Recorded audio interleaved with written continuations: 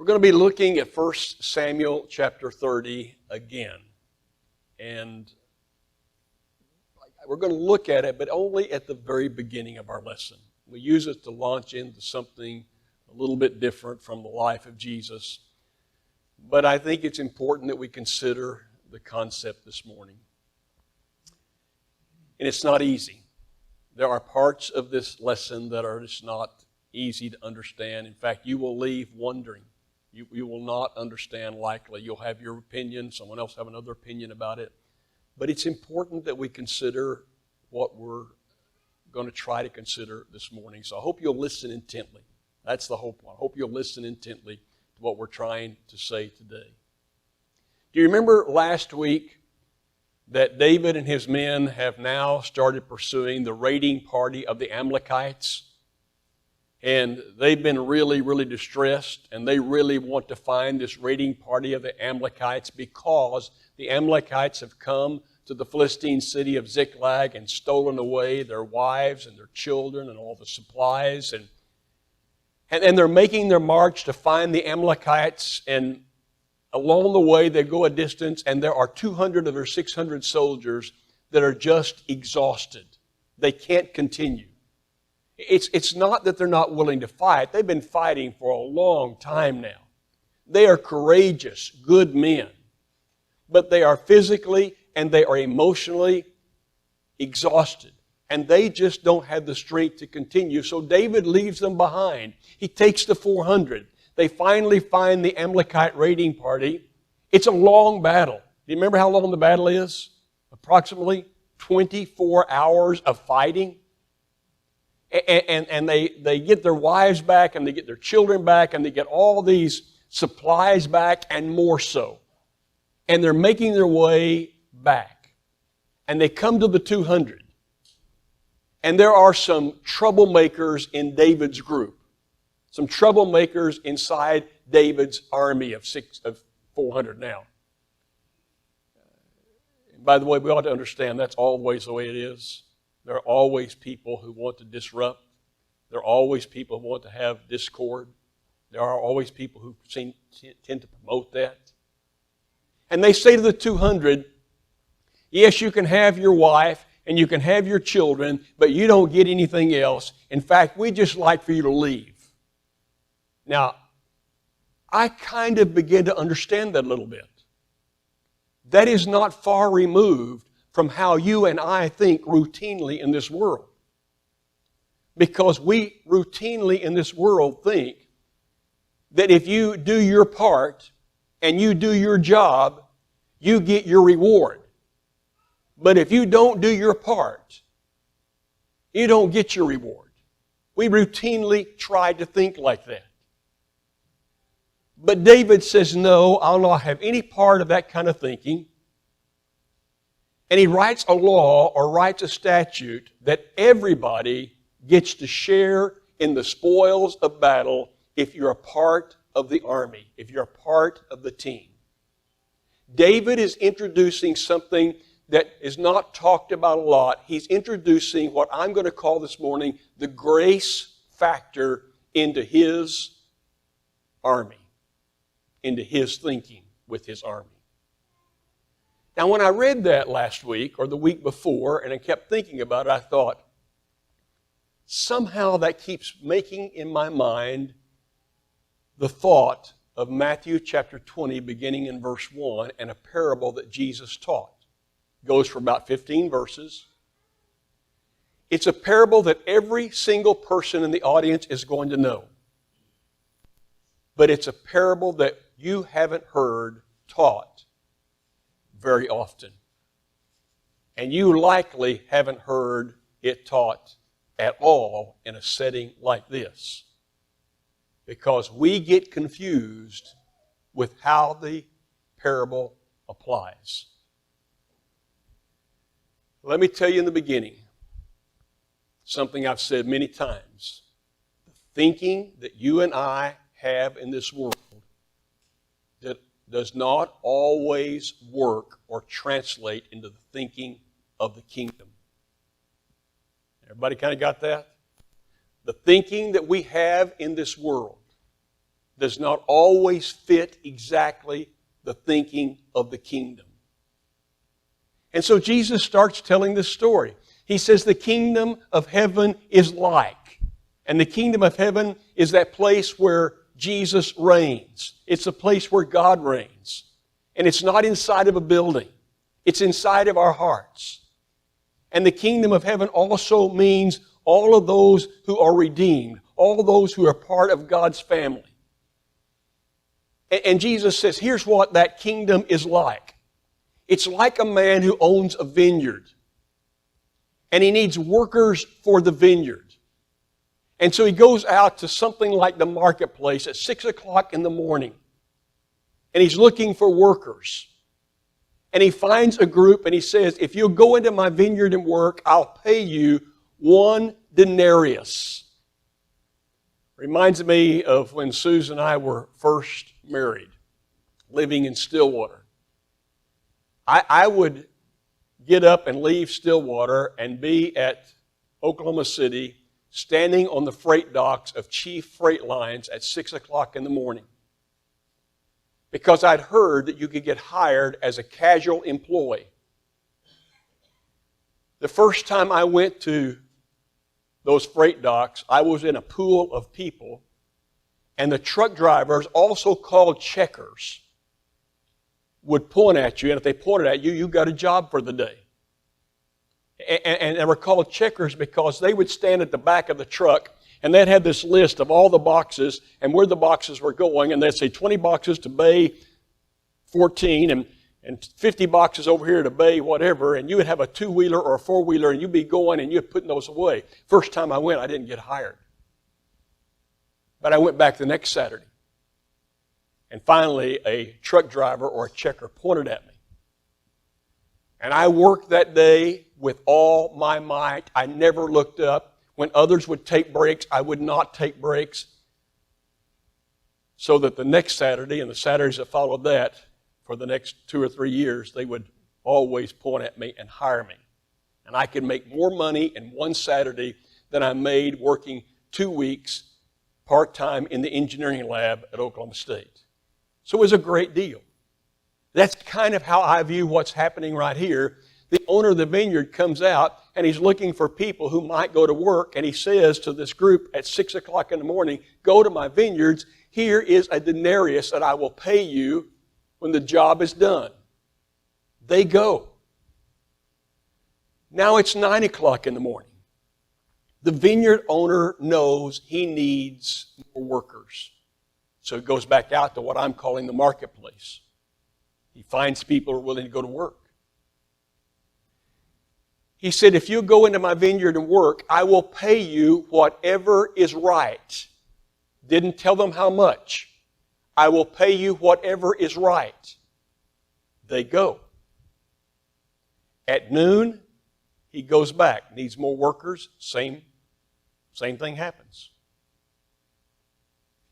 Then it's 5 o'clock in the afternoon. 5 o'clock in the afternoon. Quitting time is 6 o'clock. He goes back out. He sees some men standing there idle. He says to those men, why aren't you working? Why aren't you doing something? And they say, nobody's hired us. He said, I'll hire you. Go into my vineyard and go to work. And they go into the vineyard and they work for 1 hour. 1 hour. And now the day is over, and the owner of the vineyard says to his foreman, I want you to pay them, and I want you to start with those who came last.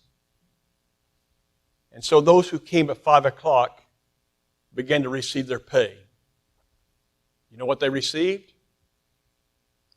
A denarius. Now you can almost picture, can't you, how those who had come at 6 o'clock were now feeling?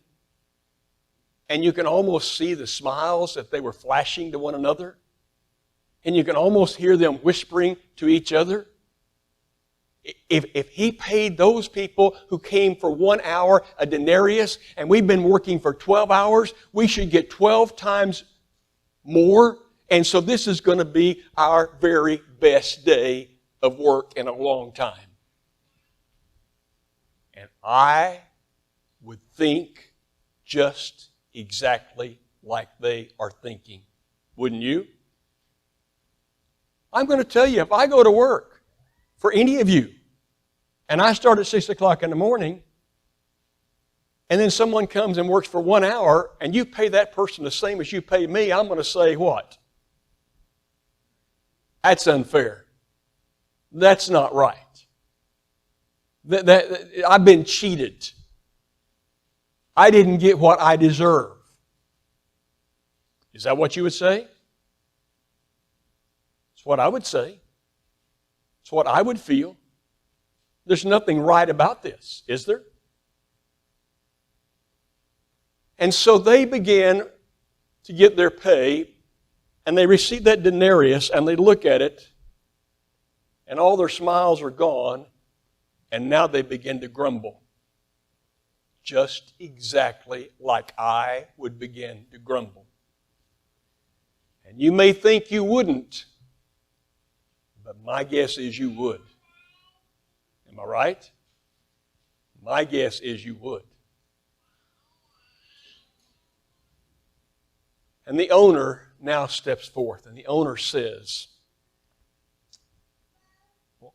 "Why are you grumbling? Did you not agree to come into my vineyard and work a 12-hour day for 1 denarius? How could you be upset if I choose to be generous? Or how could you be upset, in my words, if I show grace to these people? If I inject the grace factor?" Now he's talking about the kingdom of heaven. And I want to tell you again, the thinking of this world does not always fit the thinking of the kingdom. And I find more problems that occur inside the kingdom and that are created inside the kingdom because people bring with them the thinking of this world and try to make it fit in the kingdom over and over again. We use our logic, our thinking, and sometimes it just doesn't work. So what am I supposed to conclude from this parable? Well, one thing I can conclude is that some of us may have been a part of the kingdom for years and years and years. 50 years. Some of you have been a part of the kingdom for 50 years. Some for 60 years.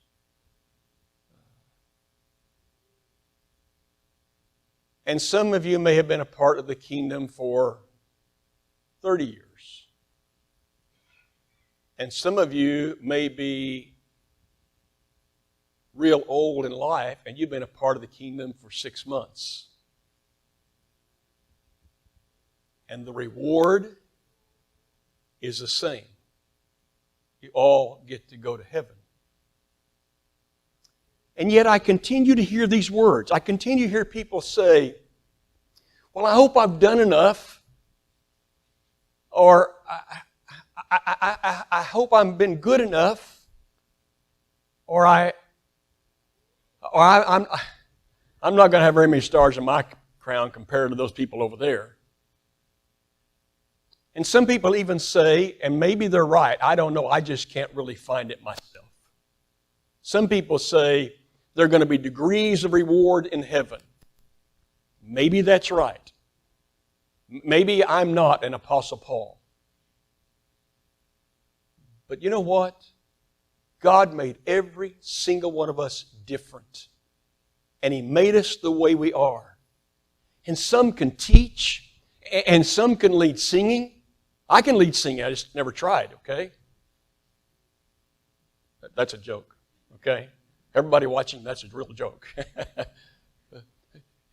He made us all different. And one thing may look really big and really good, and we say how wonderful they are, and someone else may do something totally different and has never seen. Which is the most important? I'm weary of people trying to make one person more important than another in the kingdom. I don't know if there are degrees of reward. Obviously, I tend to lean on the other side. That when you're in the kingdom and you're living with Jesus as the master of your life, and this life is over, you get heaven. And why in the world would we ever argue about anything beyond that? Why would we ever let our minds go to those, as Paul would tell his young protege, those meaningless arguments that we can't ever figure out? Why would we ever do something like that? But I will tell you what I know for sure this morning. I will tell you what I know for absolute sure. You have to be on the team to get the reward. Have you ever noticed when a Major League Baseball team wins the World Series, what all the players get? Wait a minute, I don't want to use that illustration. You may want me to use that illustration, but I'm not going to talk about professional sports again for a long time and maybe never. I'm not a fan. I don't like the way they're acting. So I'll just tell you from this experience. While I was at Lubbock Christian, we had a women's softball team that won a national championship. We had a men's baseball team that won a national championship. We had a track team that won a national championship. We had a women's basketball team that won a national championship. Every player got what? A great big ring. A great big ring. Now, some of those players were absolutely outstanding. I did a podcast a couple of weeks ago. And the man had me doing the podcast in the studio, said his name was Wilcox. And he said, "Heck, you know my sister." And I said, "Sierra? Sierra Wilcox is your sister? She's one of the finest basketball players ever to set foot on our courts. She and Jordan Hampton made a difference for every time, for all time for us. They started a program. We had a great talk about it. But not everybody on that team was a Sierra Wilcox. There were others that didn't even get in the game a lot of games. But how many got the ring? They all got the ring. They all got the ring. But they didn't give me a ring. Because I wasn't on the team. Okay? I wasn't on the team. You got to be on the team. So the essence of the story is, I don't care when you come to the kingdom. And I don't care if you come with all kinds of talents and abilities, or you come with just doing what you can do, the way you do it, the way God made you. It makes zero difference. The essence is being a part of the kingdom. And so let me tell you again what I've said over and over again. It's a process. I have refused 40 years to use the word plan. I think it's not right, not good, not exactly right at least. It's a process. Coming to the kingdom is a process. And it's a process of me recognizing that I am a sinner. And that is a big, big deal. That I recognize that I am a sinner. And we're all sinners. And in my sin, I am condemned. And I got to tell you something. That condemnation is not to be taken lightly. We haven't mentioned the word hell lately, have we? But outside the kingdom, there is a hell. And Jesus will refer to it as a place where there's weeping and gnashing of teeth. He'll refer to it as a place where there's outer darkness. He'll talk about a place where there's fire. When I recognize I'm a sinner, and I've got that ahead of me, I begin to squirm. There are a lot of things in this life that make me squirm. I don't want to be a part of it. Do you have that problem? Last night I was asked about skydiving. Y'all remember when some of these people went skydiving? Nell's 80th birthday? This is the dumbest thing I ever heard in my life. I'm not doing it again. I am not doing it again. It has nothing. If the chute opens, you might be okay. If the chute doesn't open, you got serious problems. I'm not doing it again. I'm telling you, when you've got a sin problem that's not reserved, your chute's not going to open. And when you finally, in this process of thinking this through and working through this, come to that realization, you are stunned. You are stunned about the future. And you're asking the question, is there a secondary chute? Is there some way out of this thing? And in the process, in the New Testament, they always begin to teach about Jesus, because He is the only answer to sin problem. Everybody understand that?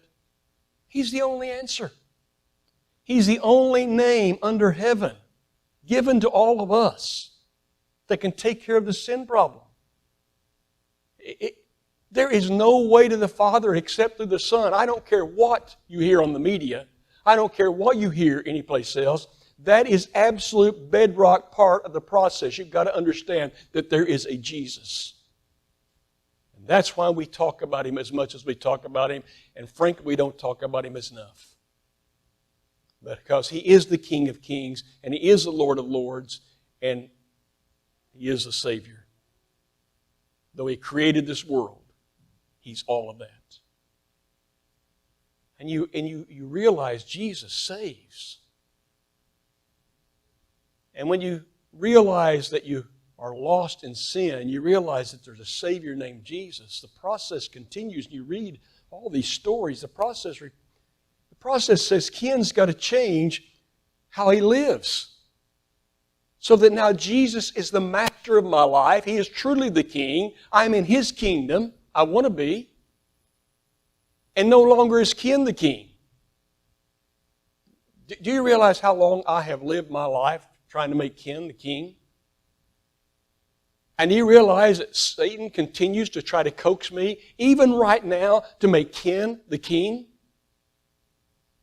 And he tries to make you become the king too. And you know what Satan really wants? He wants you to use all the thinking of this world inside this new kingdom so he can mess you up. It doesn't work. At least not always.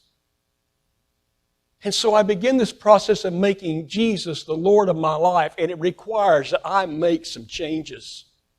And the changes never stop. And I don't like some of the changes, frankly. I don't like some of the changes. I'd rather talk about you in a negative way sometimes. Does that surprise you? I wasn't talking about my mother-in-law, but it does slip out once in a while. I mean, it does kind of pop out of my mouth once in a while like it shouldn't. But, you know. But you continue to want to change, and it's a lifelong commitment to it. And then as I read the book of Acts, people got baptized into a new kingdom. They got immersed into a new kingdom. And people sometimes ask me, what's this deal about baptism? I say, I don't know what this deal is. I don't know why God chose that. I just know people were obedient to it. And I know when they came up out of the water, they're called new creatures and they're members of this kingdom, this new kingdom. And in this new kingdom, as long as I keep trying to make Jesus to be in control of my life and not Ken, His blood keeps cleansing me of my sins. What kind of reward am I going to get? I'm going to get heaven. I'm going to get heaven. And I think I'm going to get heaven right along beside Paul and right along beside Moses. And you know what I'm learning about David?